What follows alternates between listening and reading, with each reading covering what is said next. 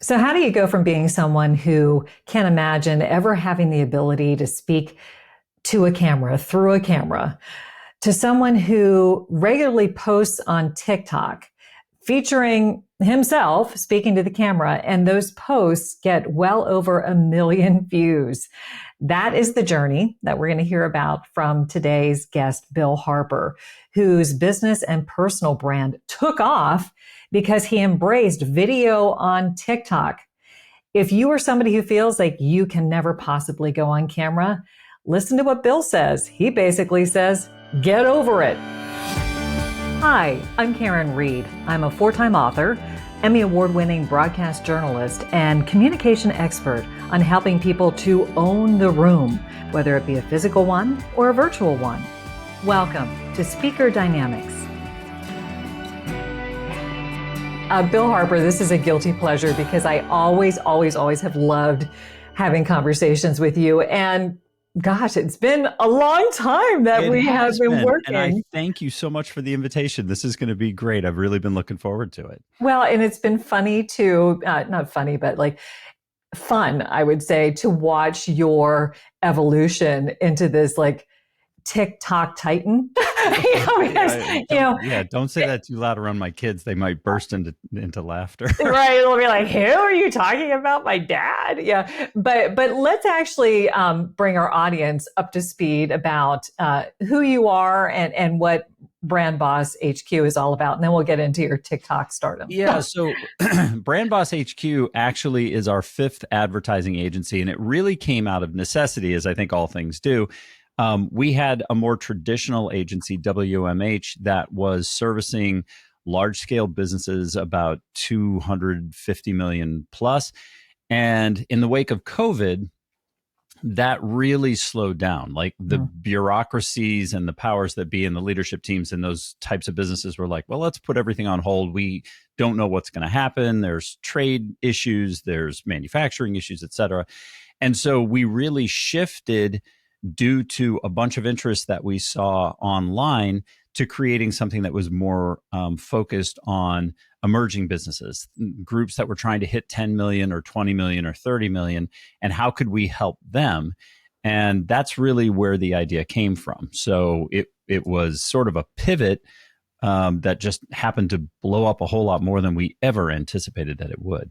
Yeah, well, that's fantastic. And you are the CEO and Chief Creative Officer of BrandBossHQ, but you are also somebody who has gone all in on video. But like, let's actually, why don't we start with like where you are now, and then we'll talk about where you were, because that's kind of where our lives intersected. Yeah. So are you asking in terms of TikTok? Let's talk about TikTok. Yeah, because so that's TikTok been fun. TikTok was the surprise to me, I think, more than it was to anybody else. So a gentleman named Tom, who I have as a mentor, came to me one day and said, I think you should get on TikTok. And I literally laughed him out of my office. I was like, no, I won't even let my kids on TikTok. Like, forget it. Right. And he just kept after me about it. And basically about 2.5 years ago, to prove him wrong so he'd stop bugging me, I got on TikTok. And my first, as you well know, because I called you in a panic, not sure how to talk to a piece of plastic. Right. I'm a theater person. My father was a disc jockey. So we always joked about the fact that he couldn't comfortably stand in front of people and I can't comfortably stand in front of a microphone. So, there was a real issue with that. But when I jumped on, it was one of these weird things where like the first video I did got, 100 views. And then the second video I did got 1,000. And then the next one was 3,000. The next one was 10,000. And it was like, there was just an absence on TikTok of anybody talking about marketing the way that we do. And it was really, really well received. And so much so that I made a single video one day, literally to test the water, saying, I'm thinking about starting this thing called BrandBossHQ. And it would be for smaller businesses to help them, do this. And I had like 1,000 DMs going, let me know. What? And so Rochelle and I, over the weekend, literally built out WMH into BBHQ and created a new website and, all the new things and the processes and the packages for all of this and launched. And Karin, we did one more video that was an introduction for a free brand evaluation. And we filled 2.5 months of 3 days a week, 10 meetings a day in a week. That is ridiculous. I had never, there was no way in the world we could have prepared for what that was. And it happened immediately. And then the flow just kept to the point where 3 times that first year, we had to back off because the team wasn't ready. The process wasn't totally ready yet. And so we were like, building it on the water a little bit. Now, because we had WMH, of course, there were processes in place, but we had to figure out how to get them down to something that, these groups didn't have 6 months to wait for a solution. They needed something in 60 days or 90 days. So we were like trying to restructure everything, but the flow of demand for it was a complete and total surprise and continues to be so today. So this was one of those pivots that you look in the rearview mirror. I send Tom thank you notes frequently, because it was such a profound change, and I would not have seen that coming at all. Never. Yeah, exactly. TikTok unlocks, the potential. And let's actually go back to what you said. You did come to me, and as somebody who wrote the book On Camera Coach, I felt like I felt like I could provide some good guidance on that. But you are so articulate. You are excellent in any impromptu. More. No, I know, but it's true. Like your spontaneous speaking skills are top notch. And so when you're like, I don't know if I can talk to a camera, I'm like, what? Like, how is that not something that comes completely natural to you? Like, what was the barrier? People. Okay. If I can see people, it's different. Like I have no problem at all walking on a stage in front of 1,000 people. No problem whatsoever, because I can see whether I have their attention or not. And all the theater that I did as a kid, like that relationship is very comfortable, very natural to me. Right. Where I think people get super tripped up in the talking to the plastic thing is, number one, it's a wholly unnatural thing to do. And this is the conversation that my dad and I used to have. I was like, you go in a room with no windows and you hit a button that turns a red light on, over your door so no one comes in to bother you. And you just talk to a microphone. I was like, how do you relate? And he was like, well, you just imagine the people that are there. And I could never understand what he was doing. This is the same thing that always freaked me out about TV back in the day, was you would go into a room with no windows and they would shove a camera in your face and a red light would go on. And then you were supposed to talk to people that you had no relationship or physical reaction to.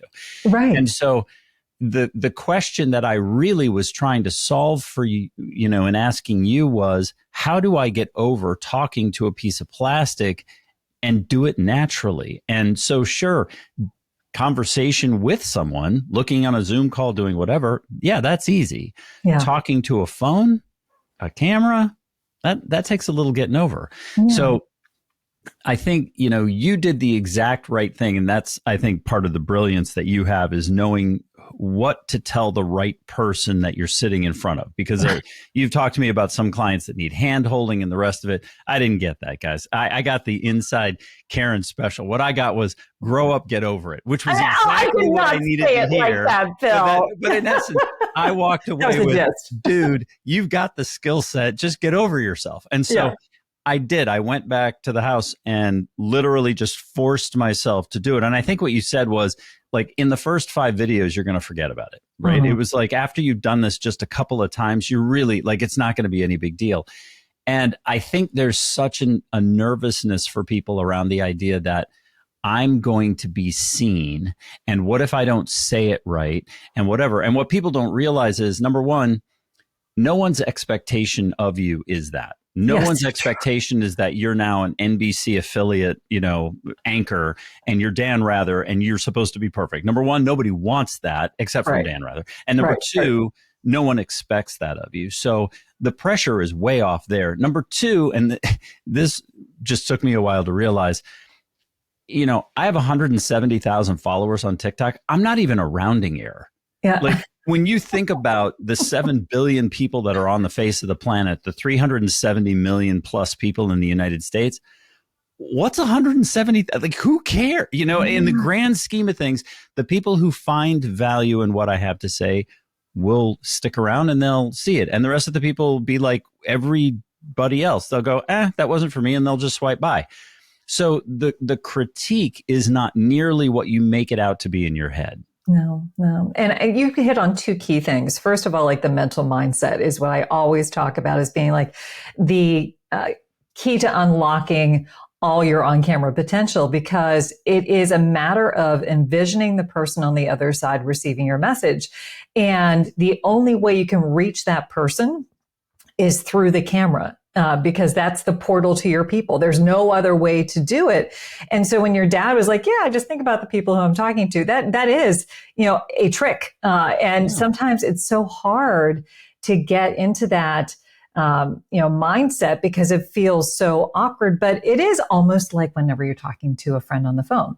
If you are talking to somebody who well, a family member, a good buddy, you're imagining their reactions to what you're saying, but you probably are much less animated whenever you're talking to somebody you don't know, whether that be a telemarketer, if you even pick up the phone for them, or if, somebody, like if you're ordering pizza, like you're not going to have the same level of animation that you would if you were talking to a good friend. And that is so difficult for people to get past. And so like one of the tricks that I tell folks is like, if you say that you're doing something like this, where I'm talking into a webcam, if you put a picture of a family member or friend beside that camera, it can just remind you that there's somebody on the other side. Yeah, for sure. I think that's a great thing. The animation thing is a really interesting one. When I first started posting, I got a couple of things back that were really interesting. And TikTok is a particularly specific request because it's so short form, intentionally so short form. Right. So the first thing that I heard back was, dude, get on with it. And this really surprised me because I'm like, the things I'm telling you can earn you another $1 million this year. And you're telling me you don't have 90 seconds. And the answer to the question is no. Like they're so used to soundbite, that you have to find a way to do that. And you can build on it, but it's got to be one Scooby snack at a time. So that was sort of one thing about it. And the second was the level of energy. And that's a word that people, if you have any theater background at all, you'll understand. But the energy has to be dialed up. If I'm just talking like this, that's one thing. But if I'm talking like this and I'm here with you, that's something completely different. And so there's just, it's not maniacal. It's not like a ridiculous, Sunday, car sales commercial. Right. But there is a middle zone there that you need to be in, or your material will fall flat. Yeah. And I think that's where the deciding person makes their choice about, am I the right person to be on camera for this kind of thing or not? Right. And some people can pull it off. There's a guy that I saw that was great. Horrendous camera, terrible lighting, god-awful scenario in like a garage. This guy unpacks aftermarket turbo kits for trucks. Okay. And he's exactly what you would expect. It is whitewashed out. You can hardly see anything. He's sitting there like smoking 6 cigarettes while he's doing this thing.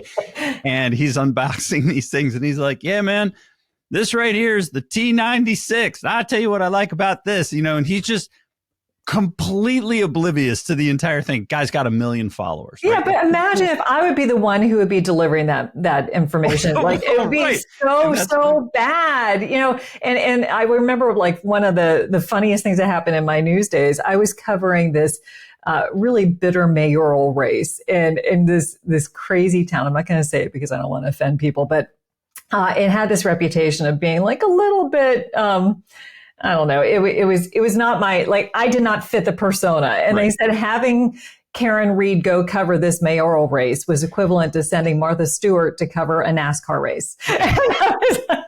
So that's actually totally true. Colors match their uniforms in their cars. Exactly. Right. Exactly. I need to, and let me put the display out for them, afterwards that they can, the buffet. But it's all that authenticity, Bill, that is what works. I have people say to me all the time, you're so polished when you're on camera. I'm like, I'm not. I am just myself. Mm-hmm. And people can feel that, they can detect that. And if you would meet me in person, I'm the same person as you are seeing here. And that's what resonates. But getting past that perfection thing is really a challenge. But I also like how you are matching up like the message with the messenger. It has to make sense. Because if you're trying to be somebody that you're not, that's going to be immediately sniffed out and people will be turned off. And I would imagine with TikTok, and I am not somebody who has a lot of experience in the TikTok realm. Now, my senior communication coach, Andrea Brody, her son is like he's huge on TikTok. So she knows a lot more about it. But I would envision that on the TikTok platform, like you have to make sure that you are yourself because, and what you're saying has credibility based upon your own experience. And it's just kind of been this evolution, right? Where, it used to be, the Walter Cronkite that was what was expected. But now people don't want to see that. They just want you to be real. I mean, think about all the people who are washing their face and talking. I'm like, I don't know if I would get down with that, but maybe I would. I don't know. So the secret to TikTok is this. TikTok is 2 levels. When you first go on the platform, and this was my misperception as well, you see all the dumb stuff that trends. Right. So you see the kids doing the dances and the lip syncing and shaking their butt. And it's like, okay, where's room for me? But here's the much, much larger second level, which is easily 75 or 80% of the platform in my experience, which is mini mentorship. If you want to learn to do anything in the world, it's available in 30 to 2-minute segments on TikTok. You could rebuild a car from the ground up just using segments on TikTok. You want to learn how to, create a nuclear reactor out of your toaster? I promise you there's 1,000 hours in 3-minute segments of people who have done it at home. Yeah. And it's really amazing once you realize and the algorithm figures out that you're interested in these X number of subjects, how it will bring things to you. You could learn, honestly, any skill that you wanted to learn in the world, because what people have figured out about TikTok is somebody somewhere needs the piece of information that you have. If you think about it in terms of eBay, right? And eBay did this brilliant branding campaign years ago that was all about finding it, whatever it is for you, right? Like I need a brass lamp from, 1923 that is in a such and such style. Somebody has it and you just have to connect it. Well, TikTok is the exact same thing. It's simply what little piece of information. And what surprised me about 5 years ago was I was in front of a college class doing a presentation and I made a reference to Google and somebody started chuckling in the class. And I called them out on it and said, why are you laughing? And they said, who searches Google anymore? We search TikTok. And I stopped the presentation. And it was one of those aha moments where I looked at them and I said, just out of curiosity, how many of you use TikTok as your search engine? Every single hand went up. And over the next year, every time I was in front of a young group under 40, I asked the question. And in every instance, over 90% of the room or 100% of the room, every single person raised their hands. They weren't using search engines the way we were thinking about it. They wanted a visual construct for hold the pen like this, click it like that. Now you write like this. Follow me for more information on how to use a pen. Yeah. And that mini mentorship was the thing that was making TikTok so incredibly valuable. And it's something even that Instagram doesn't have. YouTube has it as longer format. Instagram's still kind of entertainment, in my estimation, focused. Yeah. But TikTok's real value, the thing that made everybody really hold their breath when it went down for those few days, was the fact that they lost access to the biggest search engine of immediate training possible. And that's where the value is. So it doesn't matter if you just love, here's how to make a creme brulee and you want to make it 35 ways. There are 1 million people that will follow you to watch you make creme brulee 16 different ways with a paper cup, because that's the thing that they wish they knew how to do. Yeah. my audience is largely made up of executives and professionals, and they might be hearing this and thinking, how is this relevant for me? And I think about you and how you recently had a post that went over 1 million views, and Bill, is this a platform that is more for personal branding or for business branding? So, yes. I mean, okay, tell me. So, here's the thing that's weird about it. The generations that are coming up, and I'm looking at this through the lens of marketing because that's my life, right? Sure. Is helping businesses represent themselves so that they can make sales easier and grow faster. From this lens, people have moved away from traditional media for a number of reasons. Lack of trust, lack of connectivity, lack of, right? Mm-hmm. So they've gone to social media where they feel that they can connect with people and they can get a sense of real and so forth. And one of the biggest pieces of that, and you talked to it earlier in terms of authenticity, is I want to buy from a business where I feel like I know somebody there. Yeah. People have not changed. They will never change. They just now have access and an option. So back in the day, you bought from the person down the street who owned the little shop that you knew, and you went in and you knew Sarah, and Sarah has owned the pie shop forever. And so you go and you buy Sarah's pies. For a long while, customers didn't have that option. You bought from the big brand because in the absence of knowing somebody personally, what I have left is the familiarity of the big brand. Right.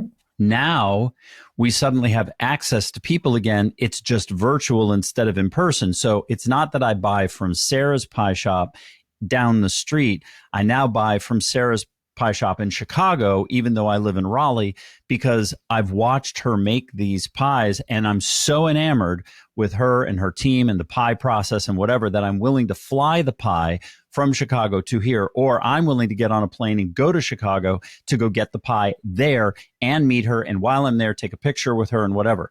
So when you ask that question, I think the question is now almost the wrong question. There is no separation any longer between church and state. The people who represent the brand are the brand, the trust vehicle, the magnet for the company. So when business leaders, and this is what Gary Vaynerchuk has been jumping up and down about for the last 10 years, he's like, if you're not posting, you're not visible. If you're not visible, you're not the trust conduit. If you're not the trust conduit, there is no trust conduit. The traditional things won't work. Now, the world took that the wrong way to say, well, then traditional media doesn't work, so don't do it anymore. No. It's that this element is missing. I see this big stuff. I want to maybe believe in it or not. I then go to social to see who's talking about it. Oh, okay, that guy does this. I'm familiar with that person. I now feel comfortable. And now the regular traditional stuff that I'm doing has the mark of approval that I can believe and engage with it and follow it meaningfully.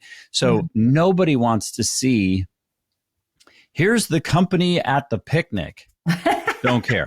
Nobody wants to see, here's our new rollout product. No one cares about that. What they want to see is, today was a difficult day. And the reason it was a difficult day is because we just launched the new Cracker Barrel campaign, and we blew $1 million out of $700 million doing it. And you know what? The entire world erupted telling us how much they hate it. Yeah.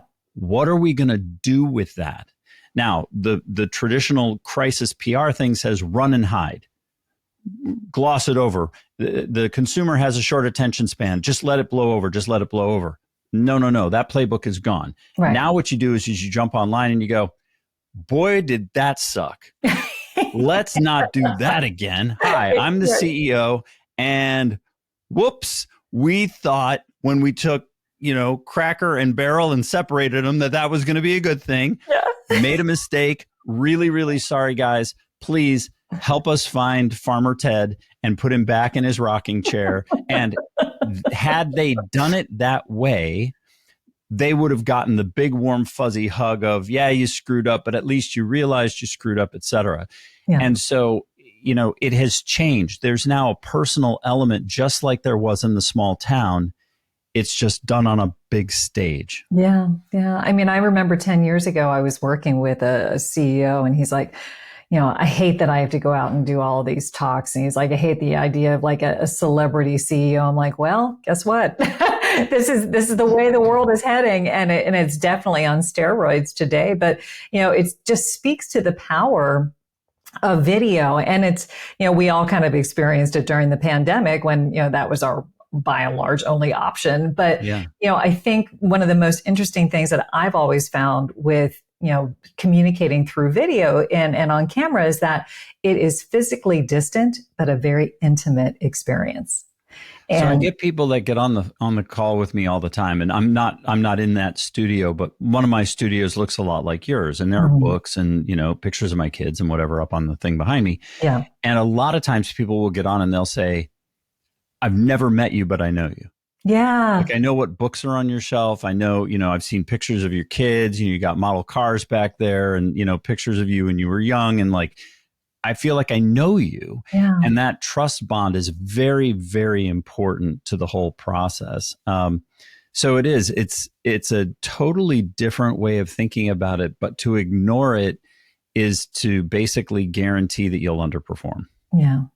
Well, we are getting close to time because I have like my 30-minute promise, which actually Guy Kawasaki, who I had on, a couple months ago, he's like, why do you make it 30 minutes? If it's worth a conversation more than 30 minutes, make it more than 30 minutes. I'm like, all right, you can say that and we can extend if you'd like. And he was like, yeah, I'll hold off on my surfing. Literally, that's what happened. But, I do want to, just kind of highlight one big takeaway for the audience. And, if we can make it geared, Bill, towards, helping people to get over the hump of, I can't be on camera. I don't feel comfortable. What would you say to them?